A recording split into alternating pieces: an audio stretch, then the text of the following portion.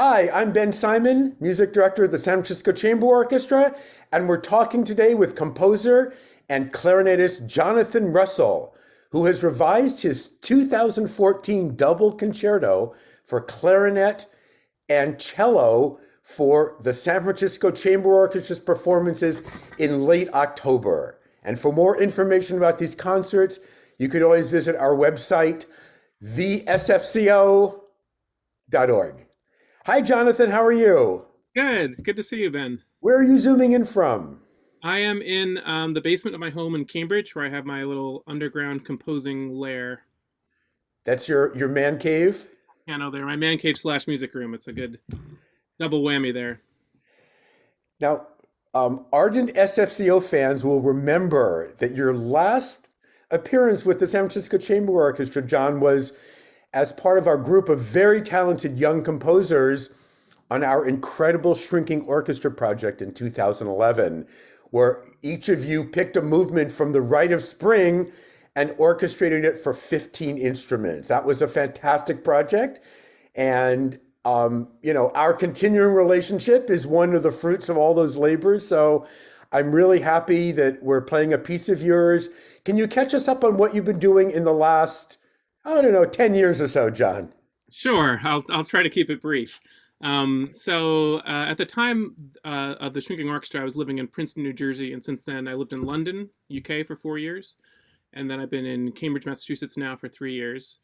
I think at that time I just embarked on my PhD program at Princeton, and I finally finished that in 2018, including those of you who didn't get enough of the Rite of Spring 10 years ago. My PhD dissertation is a 400 plus page analysis of the Rite of Spring.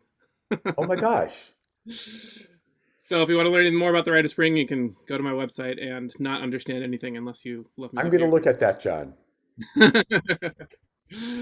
Excellent. And on that, I've had a child. I have a 5-year-old son now. Composed a lot of pieces. My latest thing is I've started up a large bass clarinet ensemble here in Boston, 15 bass clarinets. So I'm pretty excited about that. As a violist, I'm a little, what? 15 bass clarinets?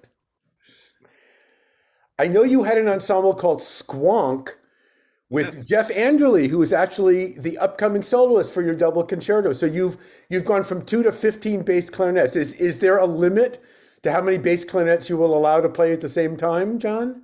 No, it's really a more the merrier kind of a situation, at least for me. I don't know about for anybody else. John, what was the inspiration behind your double concerto?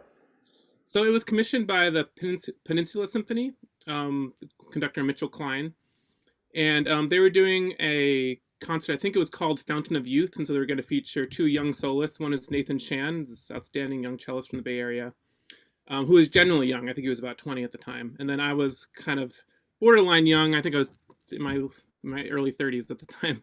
So I was the clarinetist. So he did the cello concerto, the Lalo concerto. I played the Debussy Premier Rhapsody. And then Maestro Klein decided to commission a double concerto to bring us together. So that's the origin of the piece originally. Um, Fantastic.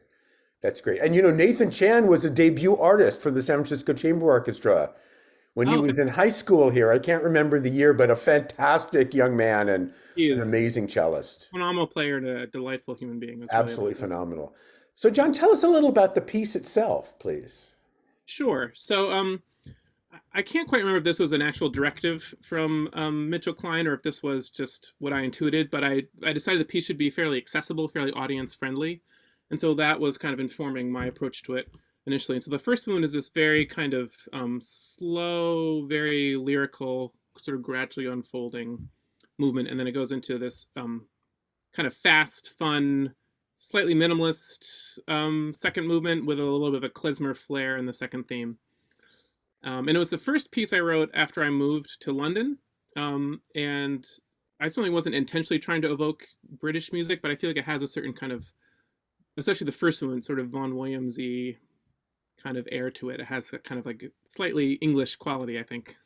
Very nice. Yes, it's in two movements, sort of an extended slow movement and then this faster minimalist slash a little klezmer in there. Yeah, yeah.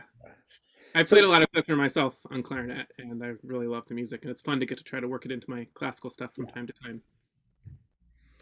So did you choose Hannah and Jeff, or did they approach you about writing a piece for them?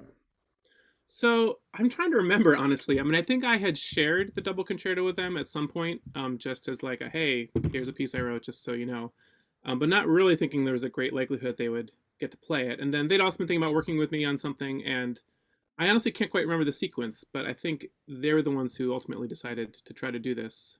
I know you and Jeff are longtime fast friends, and did you know Hannah from the conservatory? Yeah, Hannah and I have been friends for a long time as well. Yeah, and That's great. we've played various projects together over the years. So yeah, I've known both of them for gosh, 15, 16, 17 years now. Yeah. And always love their playing as well. So it's really great to have them. I do too. They're fabulous players. And SFCO audiences, of course, know Hannah very well. She's been our co-principal cellist for probably a decade. And we get Jeff in the orchestra when we can and when he's available. And they're both fantastic players. So, is there anything else you'd like to add, John, that would help our audience understand or appreciate your double concerto?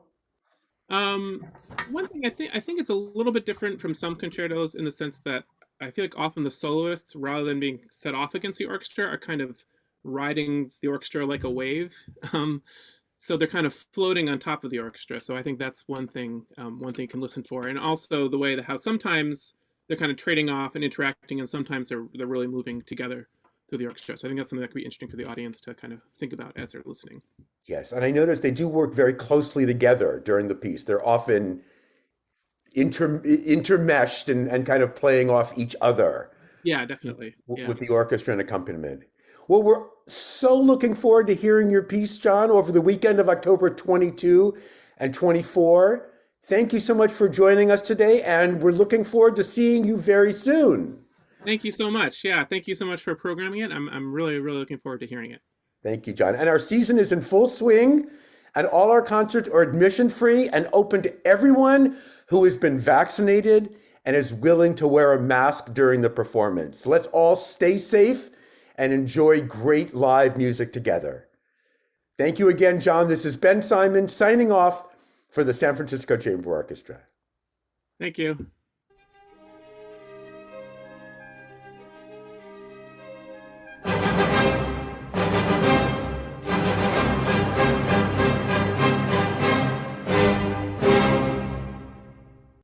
A shout out to the Medallia Company for their generous sponsorship of the San Francisco Chamber Orchestra this season.